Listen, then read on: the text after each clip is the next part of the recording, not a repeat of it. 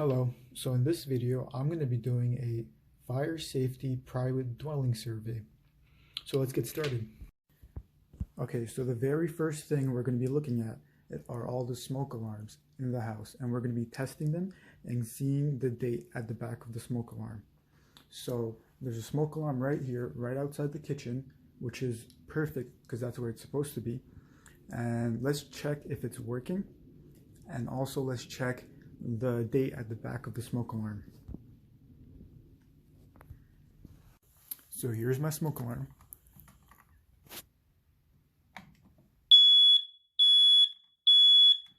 Okay, the smoke alarm looks like it's working perfectly.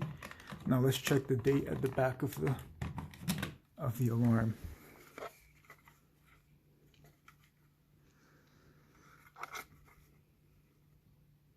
Okay. 2017 December 13. Okay, it has about a year left, but ideally we want to get this replaced pretty soon. We don't want to wait till the last minute. So there are only two smoke alarms in this apartment, and the second smoke alarm is on the second floor in the hallway between the bedrooms and the bathroom, which is the most ideal place for it to be. And it's also right in the center of the hallway. I'll show you right now. We're going to test this smoke alarm out and repeat the same process that we did with the first. Okay, as you can see, the smoke alarm is right in the center of the hallway, which is perfect. Now let's test this one out. Okay, this smoke alarm is also working well. Let's check the date to see if it's still valid.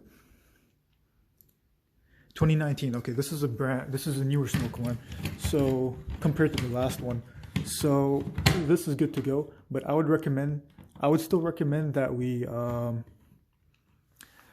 replace the first smoke alarm, because that one is getting a little old. So as I was looking around this apartment, I came across this outlet that seems to be overworking. There's way too many outlets plugged in, too many devices plugged in, and from the looks of it, it seems to be running 24/7. Now this could be a fire hazard because with all this power surging through the bar, there could be a malfunction, and who knows.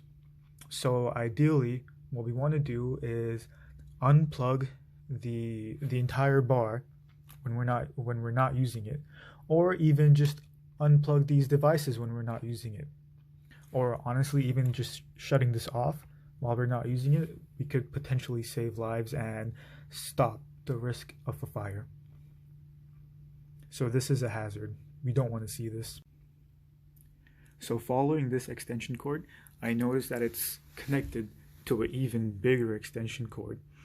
And we don't want to see this because because these are heavy duty extension cords. You're supposed to use them once, like when you have to, and then you're supposed to unplug them. But it looks like over here that this person decided to use it as a permanent extension. I guess because their devices are too far away from the outlet. Ideally, we don't want to rely on this 24/7. It'd be best if we could move the devices closer to that outlet. Which, let's check this outlet out. Might as well, since we're here. It seems to be, yep, the case is fine. There's no cracks on it. So now that we know that we're not supposed to have this extension cord plugged in 24/7, let's go around the house and check out all the other outlets. So as I was checking out the outlets around the house, I came across this one, which seems to be cracked, and it's also yeah, there's a screw missing over here.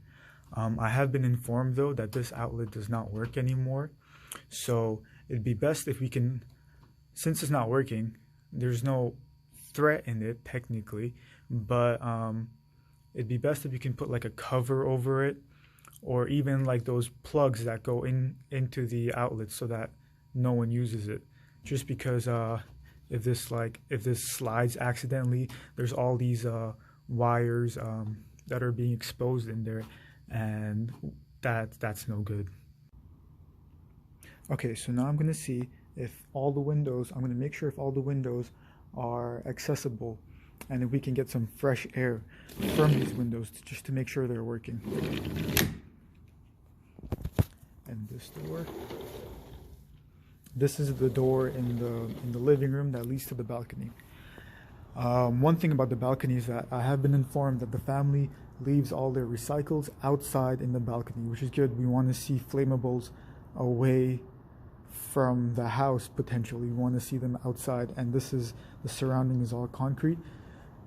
And I've also been informed that the family leaves all their combustible liquids, their barbecue equipment outside as well, underneath this cloth over here. And speaking of recycles and garbage, since this is an apartment, all the trash in this house will be, there's a garbage chute outside, and that's how they dispose most of the garbage in the house. Okay, since we're back downstairs, let's take a look at the kitchen. That's right over here. More specifically, let's take a look at the oven, because I have a feeling that there's going to be a couple hazards over here. It's pretty common. Yeah, for example, this cloth over here. I know it's pretty common for people to hang their cloths over here. It's very convenient, but it's probably best to take this and keep this away from, we can have it in the kitchen, just keep it away from the hot stuff. We don't want fabric near heating materials, hot stuff. We keep the cloth away from that area.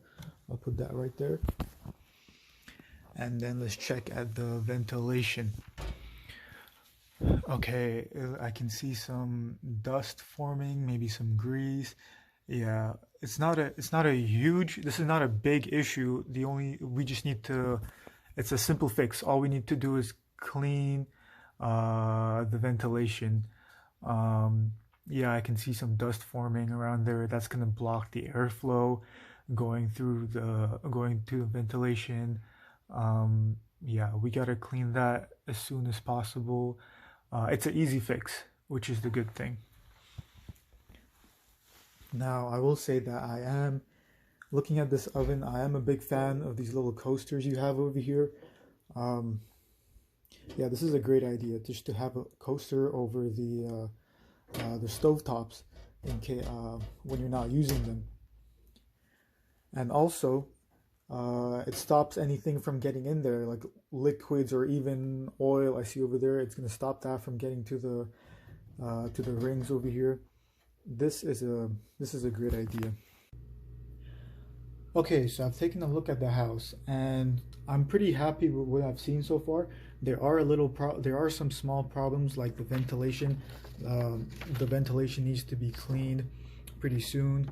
And also the outlet that's not working, that needs to be covered up pretty soon as well. And the extension cords, you can't use extension cords as permanent wiring. But other than that, the owners of this house have been doing a pretty good job taking care of it. I'm going to be handing this form over to them in case they just so that they can look over it, and in case they have any questions. It has my number on it, it has my email on it, and if there's any problem or any questions, they can always feel free to contact me. And yeah, thanks.